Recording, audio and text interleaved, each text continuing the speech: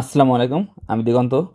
তো আজকে আমরা দেখব চ্যাপ্টার 4 বায়ো এনার্জেটিক্সের টপিক 4.2 ফটোসিনথেসিস। ওকে, তো ফটোসিনথেসিস প্রসেসটা হয় আমাদের গ্রিন প্ল্যান্টসের মধ্যে, এবং এই প্রসেসে কার্বন ডাইঅক্সাইড থেকে গ্রিন প্ল্যান্টস তৈরি করতে পারে গ্লুকোজ। ঠিক আছে, তো এই কার্বন ডাইঅক্সাইড থেকে গ্লুকোজ তৈরি করার এই যে একটা বিশেষ ক্ষমতা গ্রিন প্ল্যান্টের মধ্যে আসলো, এটা এমনি এমনি আসে নাই। তার জন্য তার চারটা জিনিস প্রয়োজন হয়। এক, কার্বন ডাইঅক্সাইড নিজে, তার সাথে প্রয়োজন হয় তার ক্লোরোফিল, যেটা অবশ্যই কোনো অ্যানিমালসের মধ্যে নাই, শুধুমাত্র গ্রিন প্ল্যান্টসের মধ্যে আছে বলেই গ্রিন প্ল্যান্টস ফটোসিনথেসিস করতে পারছে। তার সাথে প্রয়োজন হয় লাইট এবং ওয়াটার। ওকে, তো এখন এই ক্লোরোফিল, লাইট, ওয়াটার আর কার্বন ডাইঅক্সাইড মিলে ফটোসিনথেসিস প্রসেসে তৈরি করছে গ্লুকোজ। ফটোসিনথেসিস প্রসেসে তৈরি করছে গ্লুকোজ। এখন এই ফটোসিনথেসিসটা হয় কোথায়? এইটা মেনলি হয় লিফে। লিফের কোথায়? লিফের মেসোফিল টিস্যুতে। The mesophyll tissue of a leaf is the main site of photosynthesis. ঠিক আছে, তো এখন এই মেসোফিল টিস্যুটা কি? দেখো, মনে রাখবা যে মেসোফিল টিস্যু হচ্ছে mainly the tissue composed of parenchyma cells. The tissue composed of parenchyma cells. Parenchyma সেলগুলো কি ইউজুয়ালি লিভিং না? তো যেহেতু লিভিং সেল তারা, তাহলে এই লিভিং সেলের মধ্যে তো ফটোসিনথেসিস হবেই, বা অন্যান্য যেই ফিজিওলজিক্যাল যে ব্যাপার স্যাপার আছে সব তো চলবে। ঠিক আছে, আচ্ছা গেল। এখন কার্বন ডাইঅক্সাইডের প্রেজেন্স বলা আছে, দেখো, অ্যাটমসফিয়ার অ্যান্ড ওয়াটারে। অ্যাটমসফিয়ারে 0.03% আর ওয়াটারে 0.3%। তো ওয়াটারে যেহেতু কার্বন ডাইঅক্সাইড বেশি, তাহলে রেট অফ ফটোসিনথেসিস হায়ার হবে অ্যাকোয়াটিক প্ল্যান্টসে then that of land plants অথবা টেরেস্ট্রিয়াল প্ল্যান্টস। ঠিক আছে, আচ্ছা, এই অ্যাটমসফিয়ারে সবচেয়ে বেশি কি আছে বলো তো? সবচেয়ে বেশি আছে আমাদের নাইট্রোজেন গ্যাস। আচ্ছা, সেকেন্ড হাইস্ট কি আছে? সেকেন্ড হাইস্ট আছে আমাদের অক্সিজেন গ্যাস। থার্ড হাইস্ট কোনটা? থার্ড হাইস্ট কি আমাদের এই কার্বন ডাইঅক্সাইড? না, থার্ড হাইস্ট হচ্ছে আমাদের আর্গন গ্যাস। ওকে, এর একটু মনে রাখো। আচ্ছা, এখন দেখো, এইখানে একটা লাইন আমাদের জানতে হবে যে এই ফটোসিনথেসিসের বাই প্রোডাক্ট কী কী? Oxygen and water. দেখে আসি আমরা রিয়াকশনটা, যে অক্সিজেন অ্যান্ড ওয়াটার হচ্ছে বাই প্রোডাক্ট অফ ফটোসিনথেসিস। এইখানে দেখো একটা জিনিস আমরা কি জানি, দেখো, অক্সিডেশন কাকে বলে?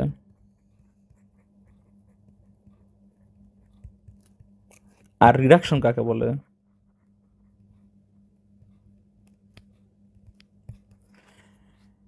যদি এইচ প্লাস যুক্ত হয় তাহলে সেটাকে আমরা বলি রিডাকশন, রাইট?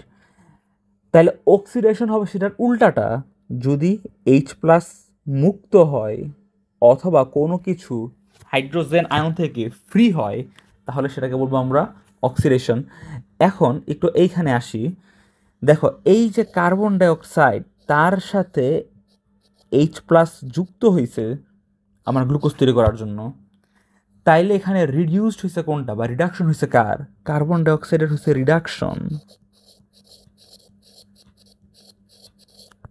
ওকে, আর এই যে পানি H2O, এই H2O থেকে তৈরি হয়েছে অক্সিজেন। ভাই, এইখানে হাইড্রোজেন আছে, এইখানে হাইড্রোজেন নাই, তো এইখানে কি হাইড্রোজেন মুক্ত হয়ে গেছে না? ইয়েস, এখানে হাইড্রোজেন আমার মুক্ত হয়ে গেছে। ওইখানে হয়েছিল হাইড্রোজেন যুক্ত, আর এখানে হাইড্রোজেন মুক্ত। তাইলে এই যে H2O, এই H2ওর হয়েছে অক্সিডেশন। ওকে, এটাই বলা হয়েছে এখানে যে অক্সিডাইজড হচ্ছে H2 আমার ফটোসিনথেসিস প্রসেসে। এই H2 অক্সিডাইজড হয়ে যায়, তার অক্সিডেশন ঘটে, এখান থেকে H প্লাস সরে যায়, সরে যেয়ে তৈরি হয় O2। আর এই কার্বন ডাইঅক্সাইড তার রিডাকশন ঘটে, এই কার্বন ডাইঅক্সাইডের সাথে H প্লাস যুক্ত হয়ে তৈরি করে আমার গ্লুকোজ।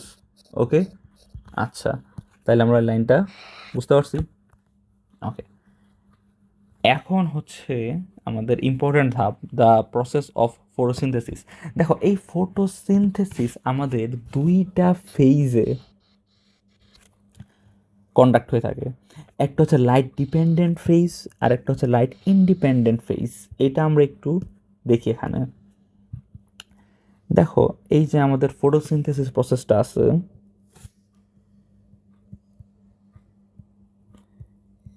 এই ফটোসিনথেসিস প্রসেস আমাদের দুইটা ফেজে হয়ে থাকে। একটা হচ্ছে লাইট ডিপেন্ডেন্ট ফেজ,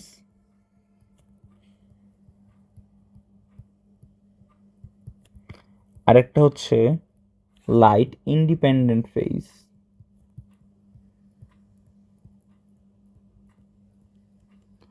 আচ্ছা, এই লাইট ডিপেন্ডেন্ট ফেজে কি তৈরি হয়?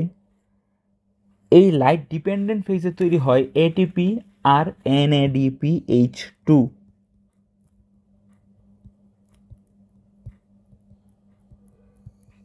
ওকে, এইটা তৈরি হয় আমার লাইট ডিপেন্ডেন্ট ফেজে। আর লাইট ইন্ডিপেন্ডেন্ট ফেজে কি হয়? এই যে এটিপি আর NADPH2 এখানে তৈরি হয়েছে না, এইটা ইউজ করে কার্বন ডাইঅক্সাইড থেকে গ্লুকোজ তৈরি হয়। ঠিক আছে, তো আমরা লিখি যে লাইট ইন্ডিপেন্ডেন্ট ফেজে কি হয়? The ATP and NADPH2 produced in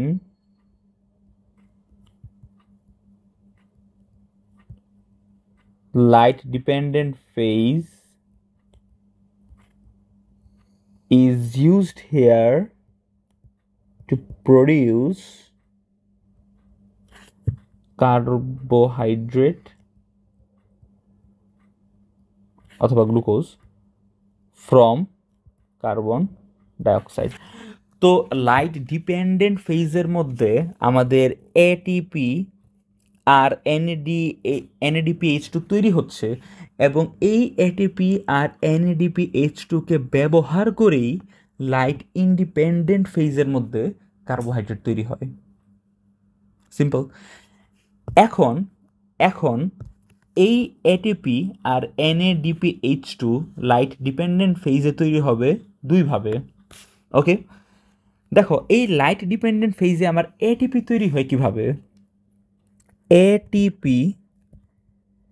is being produced by the process of photophosphorylation. Okay, ATP is being produced by the process of photophosphorylation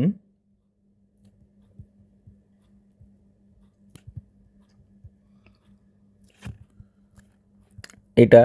R NADPH2, এই NADPH2 তৈরি করতে আমার প্রয়োজন হয় ফটোলাইসিস অফ ওয়াটার। ওকে,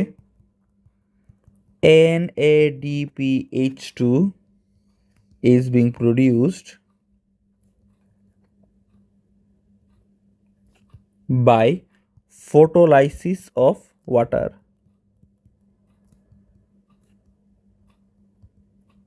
ওকে, তো এখন ফটোফসফোরাইলেশন জিনিসটা কি আগে আমরা দেখি। ফটোফসফোরাইলেশন,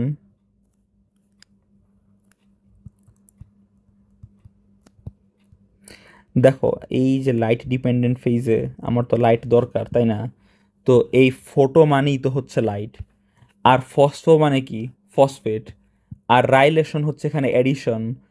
তো লাইটের প্রেজেন্সে ফসফেটের যে এডিশন, সেটা কি আমরা কি বলবো? ফটোফসফোরাইলেশন।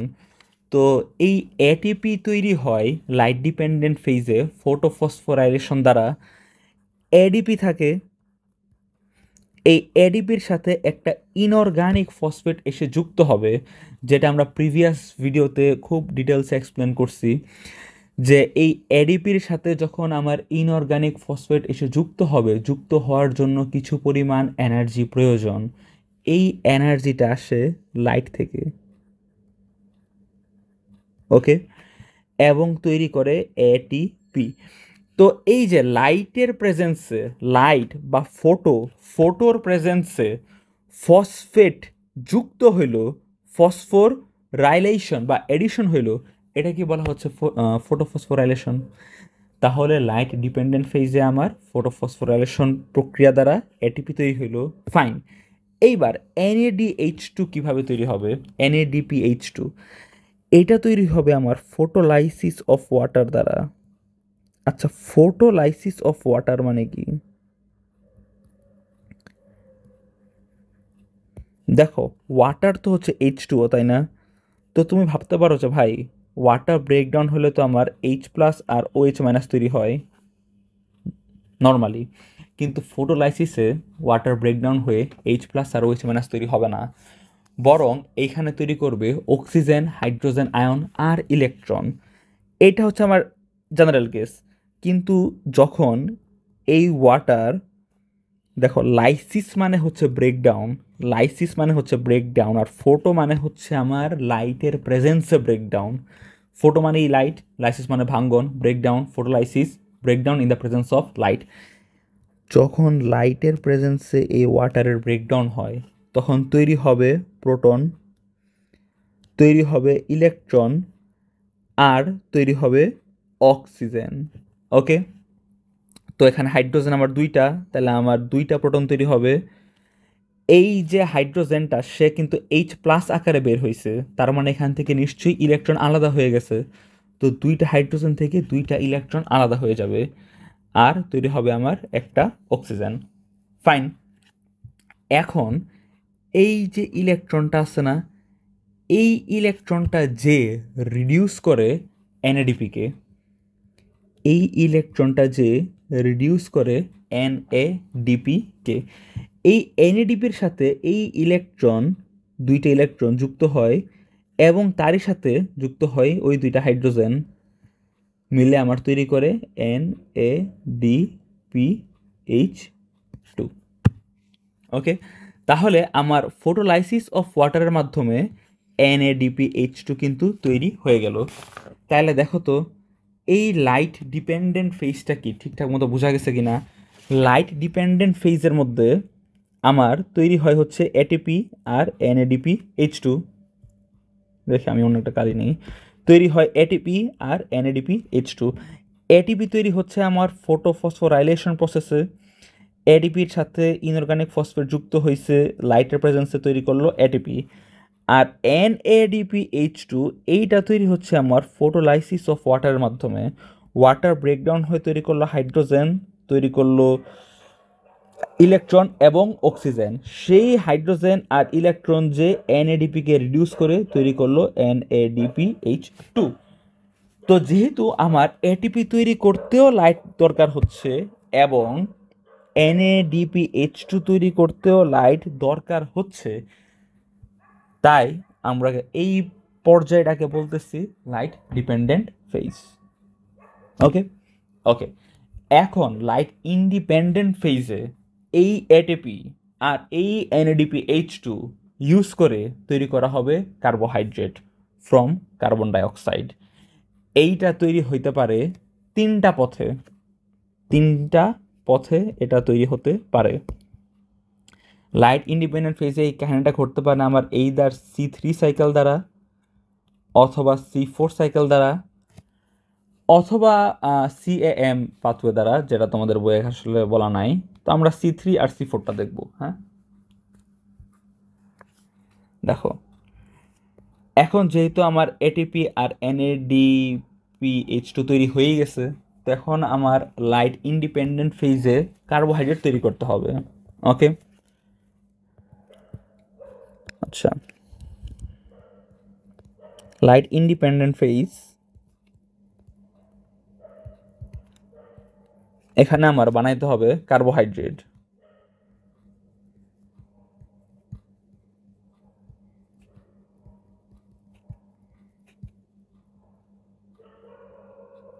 ওকে, এখন এই যে কার্বোহাইড্রেট আমরা বানাবো, এটা তৈরি হতে পারে আমার এইদার C3 সাইকেল দ্বারা। দেখো, এই C3 সাইকেলে কি হয়, এই C3 সাইকেলে কার্বোহাইড্রেট তৈরি হওয়ার সময় কার্বোহাইড্রেট তৈরি হওয়ার সময় এখানে নেসেসারি এলিমেন্টস আছে, দাঁড়াও একটা মিনিট, এটা হচ্ছে আমার প্ল্যান্টসের মধ্যে থাকা নেসেসারি এলিমেন্টস যেটা লাগবে আমাদের কার্বোহাইড্রেট তৈরি করার জন্য। এখান থেকে এই C3 সাইকেলে যখন কার্বোহাইড্রেট তৈরি হয় তখন মাঝখানে ফার্স্ট যে স্টেবল কম্পাউন্ডটা তৈরি হয় সেটা হচ্ছে 3 কার্বন ফসফোগ্লিসারিক অ্যাসিড। তো নেসেসারি এলিমেন্টস মিলে 3 কার্বন ফসফোগ্লিসারিক অ্যাসিড তৈরি করে এবং এই 3 কার্বন ফসফোগ্লিসারিক অ্যাসিড থেকে পরবর্তীতে আমাদের কার্বোহাইড্রেট তৈরি হয়। ওকে, C3 সাইকেলে। আর C4 সাইকেলে আমার ফার্স্ট স্টেবল কম্পাউন্ড হিসাবে তৈরি হয় 4 carbon অক্সালো acetic acid, 4 carbon অক্সালো acetic acid. এবং এখান থেকে কিন্তু আমার ডাইরেক্টলি কার্বোহাইড্রেট তৈরি হতে পারে না, বরং আমার C3 সাইকেলের সাহায্য লাগে, C3 সাইকেলের সাহায্য লাগে এবং পরে কার্বোহাইড্রেট তৈরি হয়ে যায়। তাহলে আমরা কি বুঝলাম? দেখো, যেই প্ল্যান্টগুলোর মধ্যে C3 সাইকেল হয় তাদেরকে আমরা বলি C3 প্ল্যান্ট। এই C3 প্ল্যান্ট কিন্তু নিজে নিজে ভাই কার্বোহাইড্রেট তৈরি করে ফেলছে, নিজে নিজে কার্বোহাইড্রেট তৈরি করে ফেলছে। কিন্তু যেই প্ল্যান্টগুলোর মধ্যে C4 হয়, অর্থাৎ C4 প্ল্যান্ট, এই C4 সাইকেলে কিন্তু আমার কার্বোহাইড্রেট তৈরি হচ্ছে না। তো এই C4 প্ল্যান্টে কার্বোহাইড্রেট তৈরি হওয়ার জন্য আমার C3 সাইকেলের প্রয়োজন হয়। তার মানে একটা C4 প্ল্যান্টে বোথ C3 সাইকেল আর C4 সাইকেল হচ্ছে আমার ক্যারিড আউট হয়। ওকে, আচ্ছা, এই হচ্ছে গিয়ে বিষয়। তাইলে আমরা এখন টেক্সট বই একটু ফেরত আসি, দেখি কি পড়লাম। Light dependent phase, light dependent ফেজে আমার তৈরি হয় এটিপি আর NADPH2, ঠিক আছে? আচ্ছা,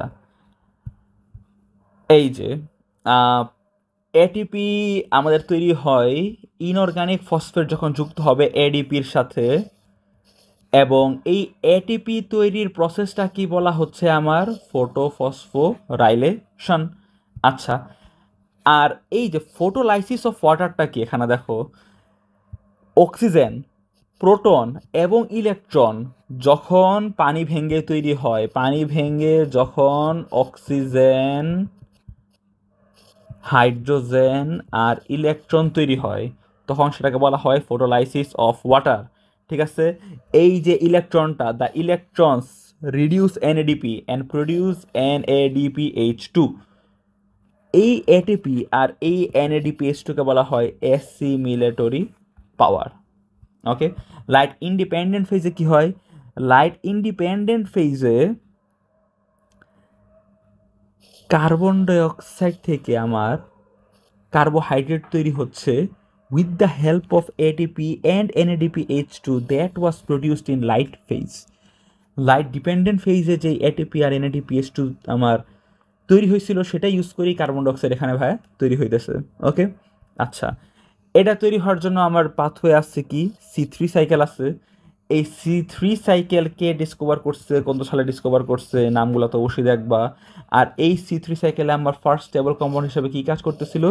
3 কার্বন ফসফোগ্লিসারিক অ্যাসিড। যেহেতু একটা 3 কার্বন কম্পাউন্ড এখানে ফার্স্ট স্টেবল এলিমেন্ট, তাই এটাকে বলা হচ্ছে আমার C3 সাইকেল। আর এইখানে ফার্স্ট স্টেবল এলিমেন্ট যেহেতু একটা 4 কার্বন কম্পাউন্ড, তাই এটাকে বলা হচ্ছে আমার C4 সাইকেল। এই যে আমরা জানি যে C4 সাইকেল একলা কার্বোহাইড্রেট তৈরি করতে পারে না, তাই C4 প্ল্যান্টসের মধ্যে আমার বোথ C3 সাইকেল এবং C4 সাইকেল হয়ে থাকে। C3 প্ল্যান্টসের উদাহরণগুলো অবশ্যই দেখে নিবা। Okay, role of chlorophyll in photosynthesis আমরা জানি ভাই, ক্লোরোফিল না থাকলে ফটোসিনথেসিস হবে না, এটা জাস্ট একটু রিডিং দিবা তাহলে ইজিলি বুঝতে পারবা। আচ্ছা, role of light in photosynthesis, দেখো আমার এটিপি NADPH2 এগুলো তৈরি করতেই তো লাইট লাগছে, তাই না?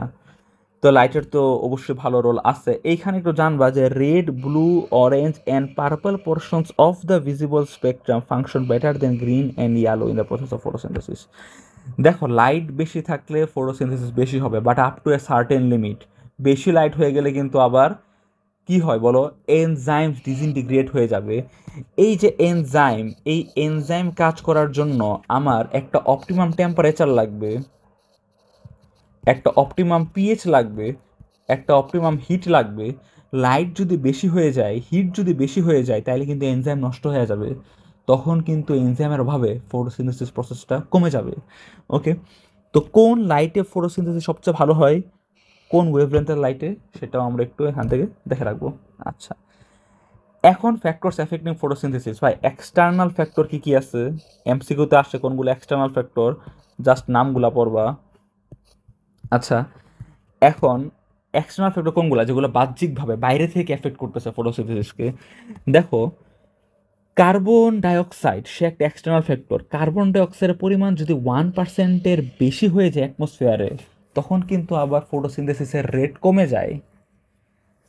কিন্তু 1%-এর কম থাকা অবস্থায় যত কার্বন ডাইঅক্সাইড বাড়বে, তত ফটোসিনথেসিস বেশি হবে। ওকে, টেম্পারেচার, অপটিমাম টেম্পারেচার কত ফটোসিনথেসিসের, 22 থেকে 30 ডিগ্রি সেলসিয়াস। ঠিক আছে। আচ্ছা, ওয়াটার তো বুঝলাম, অক্সিজেন আছে, মিনারেলস এ নিউট্রিয়েন্টস, এই যে nitrogen and magnesium are two main components of chlorophyll. এটা গুরুত্বপূর্ণ এমসিকিউ, এটা খেয়াল রাখো। আচ্ছা, আর কোন কোন গ্যাস থাকলে আমাদের ফটোসিনথেসিস প্রসেস কমপ্লিটলি স্টপ হয়ে যায়, ক্লোরোফর্ম, হাইড্রোজেন সালফাইড, মিথেন অথবা কোনো পয়জনাস গ্যাস, নামগুলো খেয়াল রেখো। ইন্টারনাল ফ্যাক্টর কি কি ভাই, হেডলাইন অবশ্যই পড়তে হবে, এমসিকিউতে দিবে, which one is internal factor of photosynthesis. মনে রাখো ভাই, পটাশিয়াম, পটাশিয়াম, পটাশিয়াম কিন্তু এখানে ইন্টারনাল ফ্যাক্টর। যদিও অক্সিজেন, মিনারেলস এগুলো এক্সটার্নাল ফ্যাক্টর, কিন্তু পটাশিয়ামকে কিন্তু ইন্টারনাল ফ্যাক্টর হিসাবে লেখা হয়েছে এখানে, খেয়াল রেখো। Importance of photosynthesis in living world, এটা পুরোটাই রিডিং, এখানে আসলে বোঝার কিছু নাই। কিছু এমসিকিউ লাইন থাকতে পারে, সেটা আমরা একটু মার্ক করে রাখি। অক্সিজেন এবং কার্বন ডাইঅক্সাইডের অ্যাভেলেবিলিটি কতটুক, এটা একটু খেয়াল রাখবা। এই ফটোসিনথেসিসের মাধ্যমে কি হয় বলো, কার্বন ডাইঅক্সাইড এবং অক্সিজেনের যে ব্যালেন্স, সেই ব্যালেন্স মেনটেন হচ্ছে আমাদের এনভায়রনমেন্টে। ফুড প্রডিউস হচ্ছে প্ল্যান্টের মধ্যে, যেই ফুড পরবর্তীতে হিউম্যান বিংস পাইতেছে, তাই না? আচ্ছা, গাছ বেঁচে থাকতেছে, গাছ বেঁচে না থাকলে আমরা ইন্ডাস্ট্রি চালাতে পারতাম না, বাসস্থান নির্মাণ করতে পারতাম না, এইসব এখানে ইম্পর্টেন্স বলা আছে, এটা আমরা জাস্ট এখান থেকে একটু দেখে নিব। ওকে, তো আমাদের ফটোসিনথেসিস টপিক এখানেই শেষ। রেসপিরেশন আমরা নেক্সট ক্লাসে দেখব। ঠিক আছে, কিছু না বুঝলে কমেন্ট সেকশনে কমেন্টস করো।